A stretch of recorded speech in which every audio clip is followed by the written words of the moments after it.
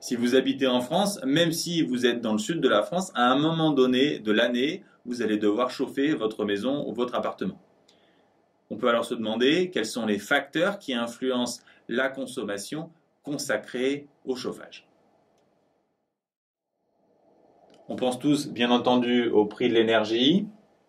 Vous devez savoir également qu'une maison bien isolée consomme moins et qu'inversement, il est difficile de chauffer une grande maison.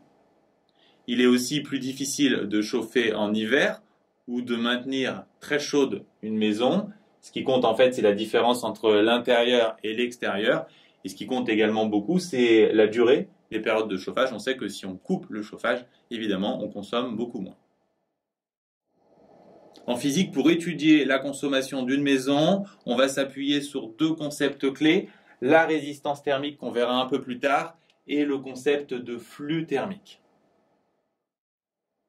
Le flux thermique, c'est tout simplement la quantité de chaleur, l'énergie thermique qui traverse une paroi. Et plus précisément, c'est l'énergie thermique qui traverse une paroi par unité de temps, c'est-à-dire par seconde. C'est pour ça que dans cette formule, on a la chaleur divisée par le temps. La chaleur étant une énergie divisée par un temps, c'est une puissance. Et donc l'énergie du flux thermique, c'est des watts. Il est fondamental d'avoir en tête qu'il existe une deuxième définition du flux thermique qui est liée à la différence de température des deux côtés de la paroi. Plus la différence de température entre l'intérieur et l'extérieur est grande, plus le flux thermique est grand. Et le flux thermique, vu de cette façon, dépend aussi de la résistance thermique de la paroi. Plus elle est grande, plus le flux est petit.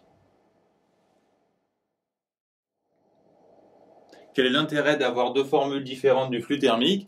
Tout simplement, on peut les rassembler, ce qui nous donne cette nouvelle égalité. Ainsi, on peut exprimer chacune de ces quatre grandeurs en fonction des trois autres. Et en particulier, dans les exercices, la plupart du temps, on cherche la quantité de chaleur nécessaire pour maintenir une habitation à température constante, ce qu'on obtient avec cette formule. Avant d'aller plus loin, arrêtons-nous un instant sur les unités de ces différentes formules indispensables pour les exercices. On a vu que le flux thermique s'exprime en watts, Q, la quantité de chaleur, s'exprime en joules, delta petit t est une durée, donc c'est en secondes. Ensuite, delta grand T ou delta θ, c'est une différence de température, donc en Kelvin. Et par analyse dimensionnelle, vous devez pouvoir retrouver que la résistance thermique est en Kelvin par watt. Si vous ne savez pas ce que signifie analyse dimensionnelle, je vous renvoie vers la vidéo sur le sujet. On vient de présenter le flux thermique. Voyons l'autre concept clé de ce chapitre, la résistance thermique. Elle permet de mesurer la capacité à retenir la chaleur. Pour la comprendre intuitivement, on va se poser une question très concrète. Est-ce qu'il est plus facile de chauffer une grande cabane, une petite cabane ou un château? La plus facile à chauffer, c'est la petite cabane parce qu'elle a une petite surface. Ce qui signifie que, à l'inverse, plus la surface est grande, plus c'est difficile de chauffer et plus la résistance thermique diminue. Donc, on va se demander où mettre le facteur surface dans la formule de la résistance thermique. On vient de dire que plus la surface est grande, plus la résistance thermique est basse. Donc, on va mettre la surface en bas. Vous allez me dire, oui, mais le château, il a des gros murs épais qui retiennent la chaleur. Vous avez raison.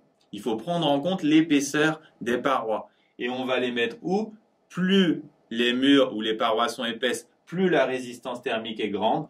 Donc on va mettre l'épaisseur en haut. Le dernier facteur qui permet de calculer la résistance thermique est lié aux matériaux utilisés et plus précisément à leur conductivité.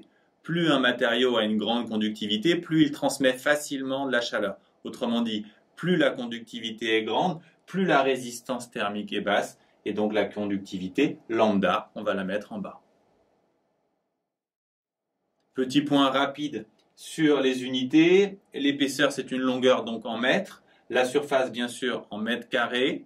La résistance thermique, on l'a vu précédemment, c'est en Kelvin par watt. Et donc, par analyse dimensionnelle, on peut en déduire l'unité de la conductivité ici.